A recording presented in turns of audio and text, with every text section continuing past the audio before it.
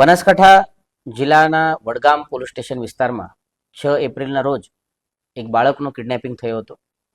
તે બાળકને LCB SOG division office અને વડગામ પોલીસ સ્ટેશનના ટીમ દ્વારા બહુ ઓછા સમયમાં અલગ અલગ ટીમો બનાવીને શોધવામાં આવેલ હતું. આ બાળકને જ્યારે શોધવામાં આવેલ તે સમયે જે આરોપીને પકડવામાં આવેલ હતો અને તેના પછી જે બીજા આરોપીને પકડવામાં આવેલ તેના ઇન્ટ્રોગેશનમાં ધ્યાન પર આવેલ કે આ પ્રમાણે બાળકને કિડનેપિંગ અથવા નવજાત બાળકને તેઓના વાલીઓ પાસેથી લઈને વેચવાનો એક મોટો રેકેટ આમાં સામેલ છે અને તેની તપાસ એલસીબી એસઓજી અને અન્ય અમારી વડગામ પોલીસ સ્ટેશનની ટીમ દ્વારા શરૂ હતી. આ તપાસ દરમિયાન આ ધ્યાન ઉપર આવેલ કે તે જે એજન્ટો સાથે સંપર્કમાં હતા તેમાંથી એક કાયદાના સંઘર્ષમાં આવેલ બાળક હતો, જેની માતા અત્યારે આંધ્રપ્રદેશના રાજમંડ્રી જેલના અંદર બંધ છે બાળ તસ્કરીના જ ગુનામાં. તેના સાથે આ જે કાયદાના સંઘર્ષમાં આવેલ જે બાળક હતો તેના સાથે આરોપી સંપર્કમાં હતા, તો તેઓને મુંબઈ વડોદરા હાઈવે ઉપરથી પકડવામાં આવેલ.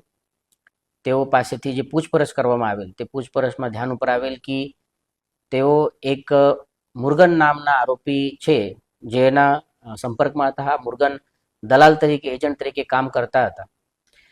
ટીમ બનાવવામાં આવેલ જેમાં એલસીબી એસઓજી અને વડગામ પોલીસ સ્ટેશનના લોકો હતા.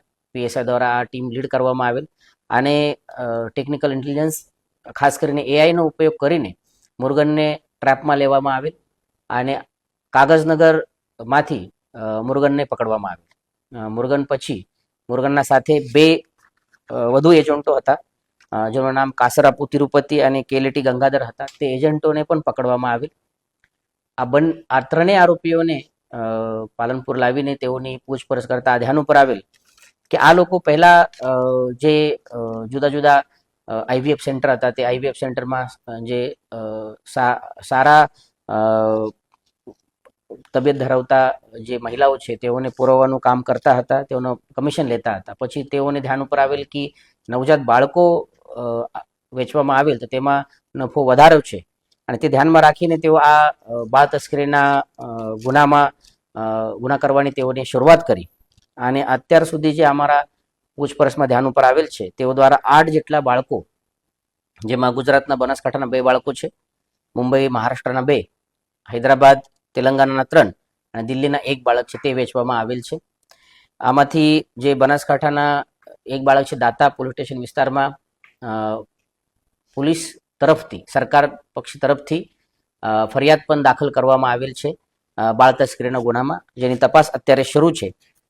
આ ત્રણેય આરોપીના સિવાય તેઓ સાથે અન્ય 4 થી 5 આરોપી પણ આમાં ઇન્વોલ્વ છે, જેમાં શિવારાની કરીને અને રોહિદાસ કરીને એજન્ટ છે જે હૈદરાબાદ અને મુંબઈના છે. અને સિવાય પણ 2-3 નામો ખુલેલા છે. તેની ડિટેલ્સ પણ અમારા પાસે છે અને આવનાર સમયમાં તેઓને પણ પકડવામાં આવશે. જ્યારે કાયદાના સંઘર્ષમાં આવેલ બાળક પકડવામાં આવેલ હતું તેના પાસેથી 1.5 લાખ જેટલી અમાઉન્ટ પણ રિકવર કરવામાં આવેલ હતી, જે બાળક વેચવાથી જ તેઓને મળેલ હતી. જે આ લોકો છે આ આંતરરાજ્ય લેવલ ઉપરથી આ રેકર્ડ ચલાવતા હતા અને જે આ બાળકો છે તે બાળકોની અન્ય રિકવરી અને બાકી ગુના બાબતની તપાસ અત્યારે વડગામ પોલીસ સ્ટેશન દ્વારા અને દાતા પોલીસ સ્ટેશન દ્વારા શરૂ કરવામાં આવેલી છે. અત્યારે જે કિડનેપ થયેલો હતો તે બાળક આપણે રિકવર કરીને જે વાલી છે તેઓને આપવામાં આવેલ છે. બાકી બાળકોની ડિટેલ અમારા પાસે છે. ઇન્વેસ્ટિગેશન દરમિયાન તેઓની તપાસ કરીને તેઓને પણ રિકવર કરવામાં આવશે.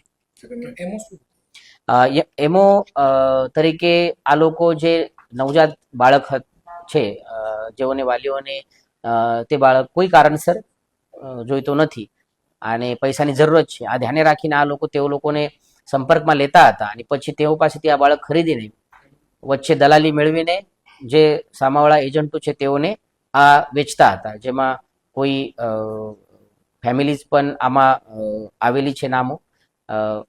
આ બાળકોનો ઉપયોગ આગળ કઈ પ્રકારે થતો હોય છે તેની તપાસ અત્યારે શરૂ છે, જે આવનાર સમયમાં કરવામાં આવશે.